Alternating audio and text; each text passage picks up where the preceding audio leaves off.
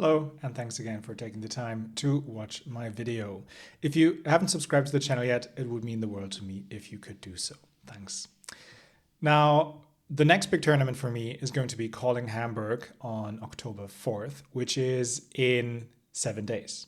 And today, so the day of this recording, is actually release day for Super Slap. And I'm pretty confident now in playing Mario for the calling. I just had too little time with the new Levia list to make it viable for myself. But so I definitely need to get some more testing into the new heroes, because I'm pretty sure that there will be quite a few taking the new heroes to the tournament. So in this video, we'll play a little game against RKO. So take a look at that. All right, in terms of sideboarding, I had no real clue what to do, so I kind of like took the middle ground here.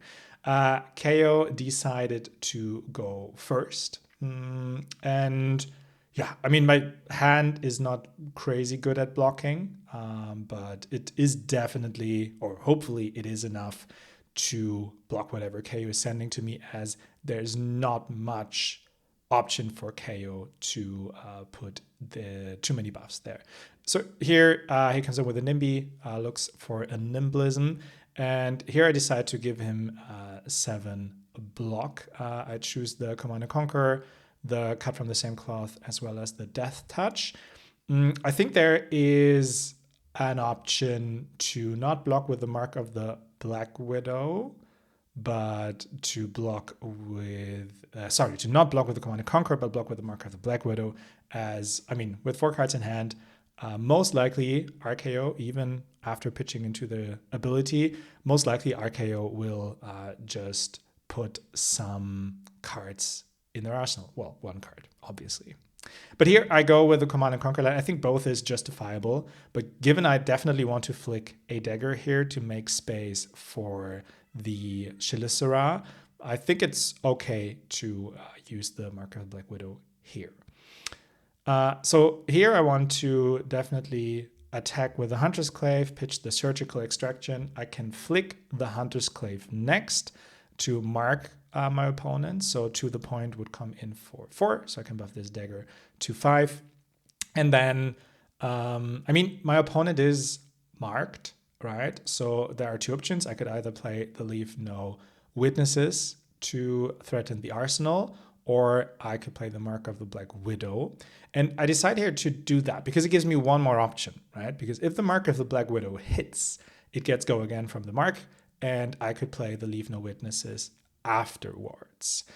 If I would go for the Leave No Witnesses, it could maybe unmark my opponent, and then obviously Mark of the Black Widow is for naught. Here, my opponent already gives me the Scowling Flashback, which is really good for me. I mean, here it didn't hurt me at all because the Leave No Witnesses, I mean, the Mark of the Black Widow didn't get go again, so the Leave No Witnesses would have come into Arsenal anyway. So I'm fine with that, my opponent having 4 cards here. So my opponent plays a Nimble Strike, and my hand, so I definitely want to discard a card for the Orb Weaver, which I think from the hand texture is most likely the Persuasive Prognosis. So I'm taking the 5 here from Nimble Strike because, I mean, it doesn't threaten much more than damage in this case. And now my opponent just plays a Booze and also a Show of Strength. So 8 more damage, but at the end, vanilla damage. And here I decide to already block with the Black Tag Whisperers in case I need it on one of my next turns. And yeah, maybe debatable, but I found myself too often lately to use the Black Tag Whisperers when there's still 1 block on there because I'm too hesitant using it. So here I'm 8 damage behind, but I can now discard the Persuasive Prognosis for the Orb Weaver. I can now come in with the Chelicera for free because I'm Orb Weaver for 4 go again. And I still have the Tarantula Toxin. I don't expect my opponent to block here, so they don't. And now play the Tarantula Toxin. I mean, it's just 3 value out of the Toxin, but nevertheless, it's 7 damage here. So now I can go Pain in the Backside and play the Leave No Witnesses afterwards. And I would not expect Kayo to block the Leave No Witnesses. giving that they don't have an arsenal, so it's only threatening the top card of their deck. And that actually allows me to then use the Black Tag Whisperers, play the Codex of Frailty, and threaten their arsenal that they get from the Codex of Frailty. And because, I mean, yes, my opponent still has some equipment block available, but I need to get through that anyway, right? And I rather do this early in the matchup than late. And so here, as said, I opt to use the Black Tag Whisperers for damage, as well as banishing the top card. And ideally, it's a red. It is a show of strength, actually. So it is a red. I get a silver. And if now my next Codex of Frailty also hits either the card in Arsenal or the card on top of the deck, if one of which is a red, then I would be able to also immediately buy back the Black Tag Whisperers on my next turn. So my opponent is choosing the Show of Strength here, discarding a Mocking Blow. So right now I would actually guess my opponent is going to block this and then send the Show of Strength. But yeah, maybe the hand texture is not ideal because they let me hit for 4, so banishing the Show of Strength as well as a Villainous Pose. So getting 2 more silver, so definitely enough silver to buy back my Black Tag Whisperers early on in the game. Basically giving me an additional life because of the block value.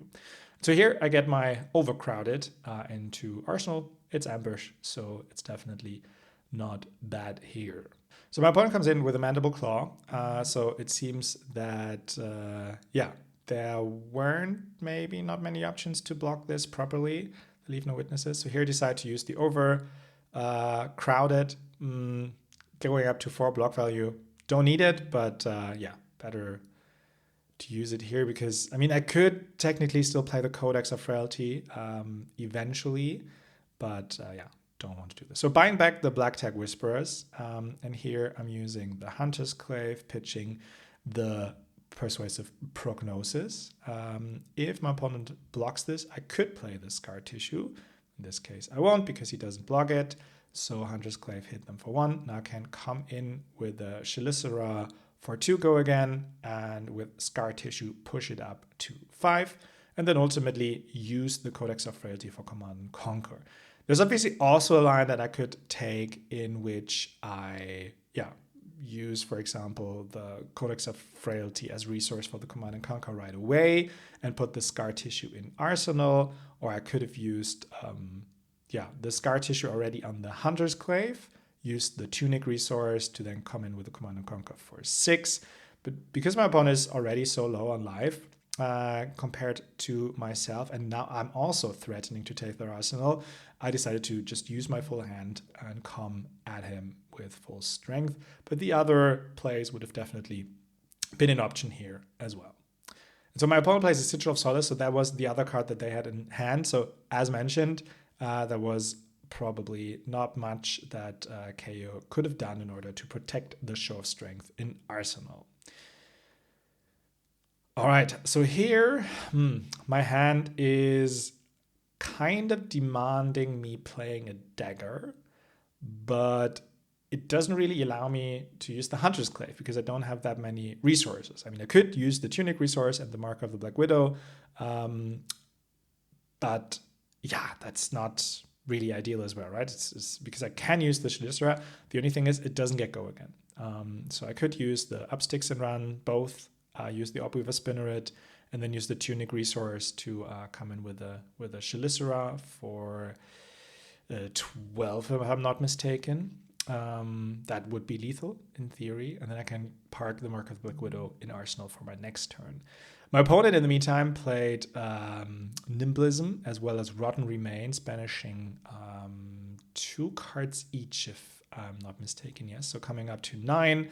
And here, Black Tag Whisperers blocks for 1. I'm so far ahead in life that, again, this is vanilla damage. So I'm taking this here, going down to 20.